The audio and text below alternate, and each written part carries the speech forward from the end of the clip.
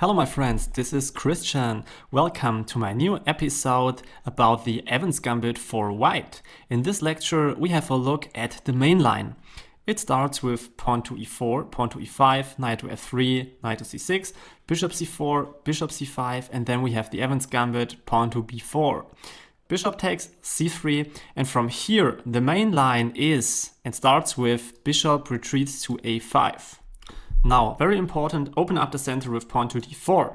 And from here, there exists only two possible variations for black. The first one is e captures on d4, the second one pawn to d6. And in this video, we're going to discuss both of them. I found out that about 80% of the online games continues with e captures on d4. So this is the most important line you have to learn. After that, we just castle on the king side, and from here we have to discuss the options from black. In this video, I'm going through with you all of these lines, and I'm gonna show you the tricks, and I'm gonna show you where the fun is in these positions. Please enjoy. At first, we have a look at a very bad decision for black, which is d captures on c3, because now you can play the queen to b3 with tempo and attacking the f7 twice. So more or less he has to play queen to e7 or queen to f6, but in both of these lines he's getting some trouble. Let's see. At first we look at the move queen to f6, but against this you can play either pawn to e5 or bishop to g5. Both moves are really crushing. I personally like more the bishop to the g5, but we have a look at both of them. Let's look at pawn to e5 at first. So this knight cannot recapture the pawn on e5 because then he's getting some real trouble. And now I show you that. Knight captures, rook to e1, and let's see how the things are going. Please enjoy. I just play the moves.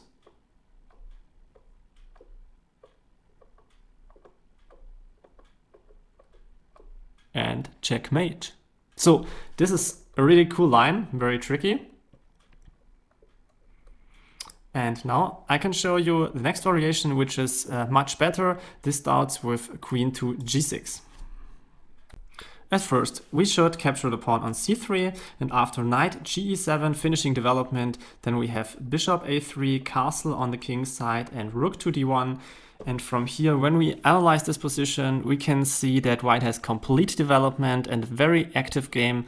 Black has two passive rooks, one very passive bishop, and when he tries to find a logical move, maybe pawn to b6 to activate the white square bishop, you can see that we can play immediately bishop to b5, c7 pawn is hanging, and this is completely collapsing for black. So b7 not possible, only move here, bishop retreats to b6. From here it's kind of equal game. I think white is much more active, but all in all it's equal. From here exists also a very tricky line for white, and now you can see this. I just play the moves and you can watch.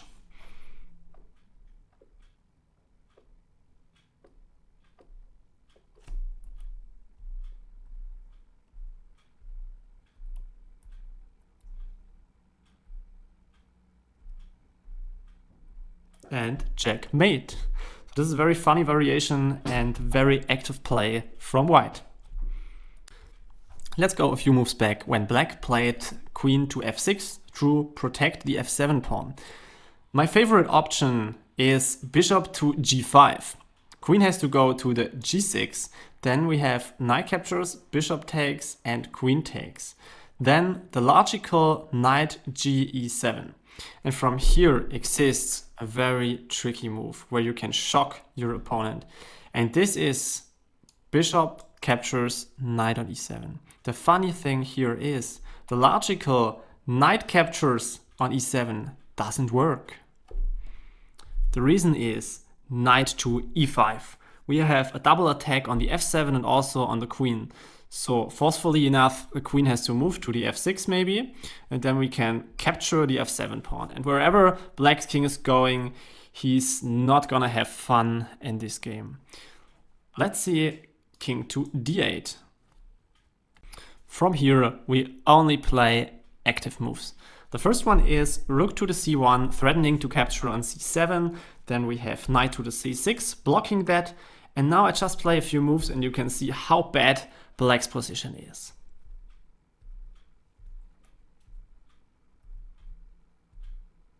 And at least we have a double attack on the rook on the c7. And this is completely winning for white. If you want to see the other move from the king, king to the f8, I can show you this very short.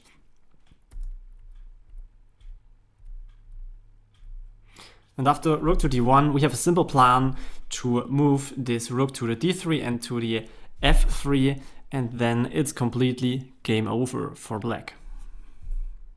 Let's go back into move number 8, when we played queen to b3 and attacked the f7 pawn. We saw that queen f6 is a really risky move, but queen to e7 is not that better. Now I show you the best moves for white, and this starts with knight captures on c3. Then this knight is looking to jump into the d5 and attack the queen. So black has to stop this, so bishop captures on c3, queen captures on c3, and then knight to f6 maybe. And from here the typical Evans Gambit move, which is namely bishop to a3, attacking the queen. He has to stop it with pawn to d6, and now you know the typical plan of Evans Gambit. Yes, if he stops it with d6, we just break the d6 pawn with pawn to e5, and asking black, what are you doing here? So following by knight to the e4 is the main move, attacking the queen. Queen goes to c2, then we have bishop to f5, and actually here it seems to be a very dangerous position for white. But this knight on e4 cannot give us a check, so here's no risk. This knight is also pinned, because then you can capture the bishop on f5. Okay, let's see what we are doing here. We're setting a threat with bishop to d5, because now we can capture knight on c6, and if the pawn takes, we have queen check, and we are just a whole rook up. So this is no possibility, and also this knight is attacked twice. So it's a very, all in all, very comfortable position for white. I can show you the next moves and you can see how to crush black if black plays the best moves.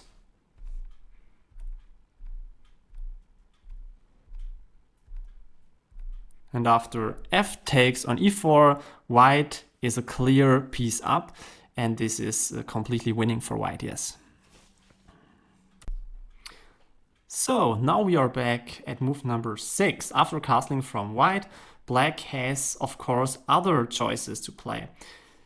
Now we look at the move pawn to d6. And from here we also play queen to b3 and attacking the f7. And the very funny thing here is the best move, which is bishop to e6, was not be played in practice. So that's very funny. The only moves are played are queen to e7 and f6, and now I can show you how to crush this immediately. At first we look at the move queen to e7, but then of course we just search for the break in the center with pawn to e5. After that we just look at the next moves, knight takes, and pawn cannot take because of the queen check, and white will be the whole bishop up. So queen has to take the knight on e5, but then it's also very dangerous for black. I can show you the next moves.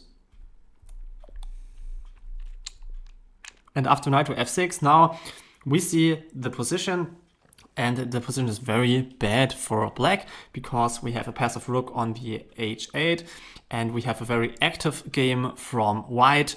All in all, it's much better for white. And next we look at the move queen to f6, which is very often played in the online database. At first c takes on d4, and the funny thing is black cannot capture the d4 pawn. I can show you that.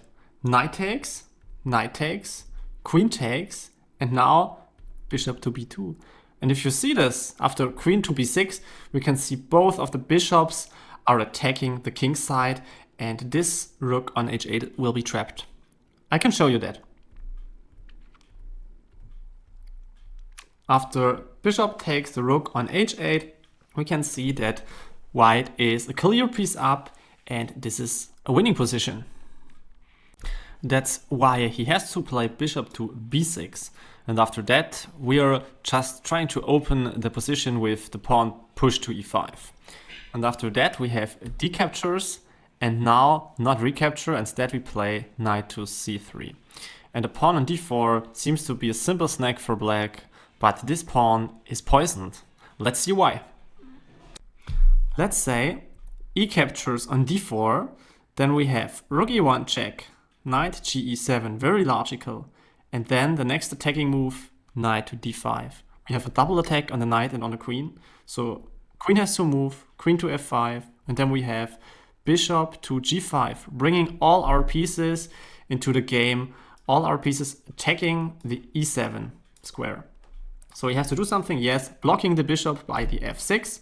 Bishop is attacked, but now here comes the shocking move, which is rook captures, knight on e7, check.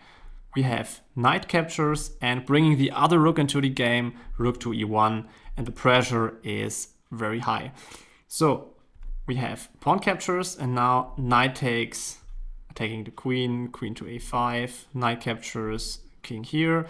And the next moves are showing you how completely winning this is. Okay, after queen to f7, we are threatening checkmate on 2 squares, and this is completely winning for white. At least we're gonna have a look at the move knight captures on d4. But also this leads to a very funny trap.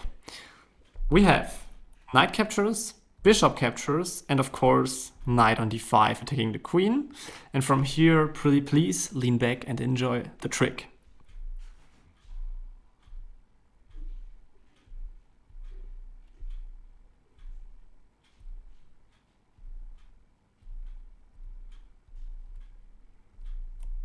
And after knight to e4, we simply save the queen and the game. Welcome back to our main position at move number 7. And next we have a look at the most often played move from black, which is namely knight from g to e7. Stockfish says the best move will be c captures on d4, which seems to be a very logical move. But I found out that this is not really the most tricky and the most challenging move for black. I found out that the tricky move here is knight to g5. Now we are setting immediately a big threat, because the logical move castle on the king side is completely losing, because now we simply play queen to h5, and here we have a double attack. On the other hand, we're threatening checkmate on h7, and then the f7 pawn is attacked 3 times. You cannot defend both of the threats, and this is completely losing position for black. The only move black can play after knight to g5 is pawn to d5. Every other move loses completely. But against this, now you can shock your opponent with knight captures on f7.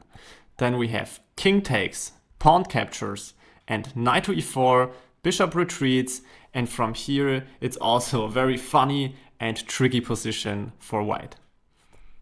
At first time it looks like, oh, I'm getting a pawn for free after knight captures on d5, but this is a big time disaster because we have the queen check and we just capture the knight, and this is a beautiful position for white. The best move here for black is, you will not believe it, but pawn captures on c3. But also against this, I show you a very funny game. At first we give this check with the pawn push, and after king retreats, we just grab the knight, we have the queen trade, and the funny thing in this position is the king cannot capture this pawn, but this is a very logical move. If he takes the pawn, he will end in a mating net. Let's see this. King captures, then we have bishop check, king retreats, and rook, we have checkmate. Last but not least, we are looking at the second most often played move, which you have to know is knight to f6. At first, we have to stop castling with bishop to a3. And after d6, yes, we search the break on the center with pawn to e5. This is one of a very well-known position where you have exactly to know what to do. The main move from here and the best move is knight to e4. But we also have to know what to do after knight captures on e5 and pawn captures on e5, because these three moves are same often played and you have to know how to crush your opponent. Let's start with d captures on e5. From here we can simply play queen to b3, attacking the f7. Queen has to defend and then increase the attack with rook to e1, attacking the pawn on e5. Then we have bishop to b6, which is the best move, and then we just capture this pawn. Then we have knight takes, rook takes, and king to d8. And I think I don't have to tell you more about this position. This is completely crushing. And next we have a look at the move knight captures on e5. This is also a really bad move, because now we can simply take the knight, and after d captures on e5, now we can play queen to b3 and attacking f7, queen to d7 defending. And now a really quiet move is knight to d2. Yes, and if he plays also the best move, which is bishop captures on the c3, attacking the rook, we can ignore this attack and play knight to f3. And if he captures the rook, he can pack his bags and go home, because now knight captures on e5 has a double attack on the f7 and on the queen. So queen has to move, and now checkmate in one, bishop captures f7. Boom! And next we have a look at the main move, which is knight to e4. Here we have to take the d-pawn, and black can also go wrong very quickly here.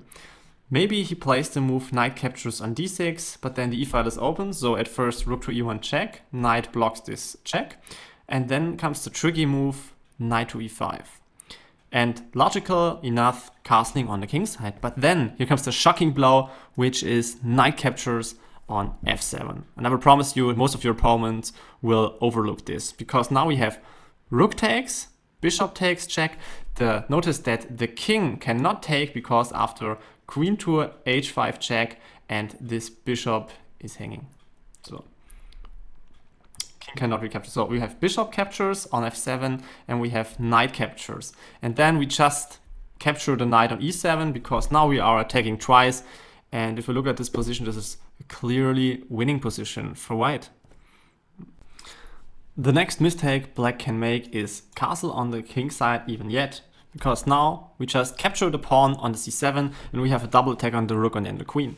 So also not possible. So that's why he has to take with the c-pawn, which seems to be not really logical, but it's by far the best move here. And from here the game will be equal, yes, if black finds the right moves. Let's say queen to e2 is the main move, then we have d5, another main move, knight captures, pawn captures, and now he cannot capture the bishop on c4 because the knight is hanging, that will be losing. So instead he can play the better move to save the knight with pawn to f5, bishop retreats, and this position is equal. But who the hell finds this right moves? I cannot find any game with these moves in the online database. So I think you should not be afraid of them. And also this is equal position, so winning chances for both sides. Congratulations to everybody who watched this video until here. Now you can crush about 80% of your opponents. The only thing now you have to learn is at move number 6. Let's just go back a few moves. And not e captures on d4. Instead we have to look at the move pawn to d6. I think this is the strongest reply against the Evans Gambit. This is called the Bronstein defense, and this is also recommended by Stockfish. Let's have a look at this. At first we should follow the book with queen to b3. We have queen to d7 defending, and from here I analyzed a lot which is the best continuation for white. And I found out that d captures on e5, which is preferred by Stockfish, is not really the best move. Because the most important thing here is development. And you can see why this is not really good. Because now we have bishop b6, a4, knight a5, attacking the queen. Queen has to move the second time. Knight captures c4, queen captures c4. The queen has moved 3 times actually here. This cannot be the way to play. So let's go back. At move number 7, we should not play d captures on e5. Instead, the most active move is knight from b to d2, which is also preferred by AlphaZero. So then we have bishop to b6, and from here castling, developing. It's the most important thing you have to remember in these positions. Then we have knight a5, double attack on the bishop and the queen, queen to d2, knight captures on c4, and knight captures on c4. From here we have very active play with white, and I'm gonna show you some cool lines and cool tricks here. The funny thing here is that 5 from 6 players on the online database will play the worst move, pawn captures on d4. But this is a big mistake, because now we're getting a strong center after c takes d4. And from here, I'm gonna show you the problem. We have knight to e7, we have pawn to a4, threatening pawn to a5, and the bishop is trapped. So c6 has to be played. Then we have bishop to a3, activating our bishop, keeping pressure on the d6. So bishop to c7 has to be played, and now the break in the center with pawn to e5. After de5, not capturing back, instead we have to develop our piece with rook to e1, then we have castle on the king side, and from here we just capture the pawn on e5. Queen has to move back to d8, and then you can see the danger in the position. Yes, bishop captures knight on e7, we have queen takes, and then comes the discover check on the queen, knight captures on c6, queen to d7, and then knight e7 check, king to h8, and now you see it's really bad. But I'll show you a few moves more, how you can continue. Then we have knight to the g5, threatening checkmate on h7, so he has to play pawn to g6, but against this we simply play pawn to d5, and we're getting this strong dark square diagonal, and this will be a long-time problem for black. By far the best move in this position, and move number 11, will be queen to c6. Against this, we play knight captures the bishop on b6, we have a b6, and then we play pawn captures on e5. From here, the best move, d captures on e5, but the only game in the online database continues with bishop b5, which is a big mistake, because now we can simply attack the queen. When the queen moves, e captures on d6, and this opens up the position, and this is much better for white. Instead, the bishop to the g4, by far the best way to play is d captures on e5. Against this, we should recapture with the knight with a tempo on the queen. Then the best move, queen to a4, we have queen e2, we have knight f6, double attack on the e4, rook to e1, defending and also developing a piece, castle on the king side. And from here, I analyzed a lot which is the most active way to play as white, and it starts with pawn to c4, because now we're making room for our dark square bishop. So we have bishop e6, bishop b2, rook from a to d8, we have rook c1, and then after rook to e8, we have a very active move, and this is namely rook to c3. And from here, black can go wrong very quickly. At first, we have a look at a very logical move, which is pawn to c6, to preventing the pawn push to b5 maybe. But this is much too slow. So let's have a look. Pawn to c6, rook to g3, king to h8, and now the shocking blunder with knight to d7. Knight on f6 cannot capture the knight, because now here comes bishop to g7 with check, and this is deadly. So rook takes knight on d7, but then it's completely over, because now comes bishop takes on f6, and after pawn takes queen to f3, you can see that this pawn on f6 cannot be protected, and this is a forced checkmate in 3. Next move which comes to mind maybe is queen captures the pawn on a2, but this is the biggest mistake ever. Now we simply play rook to a3, and the queen is trapped. By far the strongest continuation for black is to play queen to a5. And this is one of the reasons why the bronze knight defense is, I think, the strongest continuation against the Evans Gambit. From here, we should look that we come into an endgame. Maybe like this.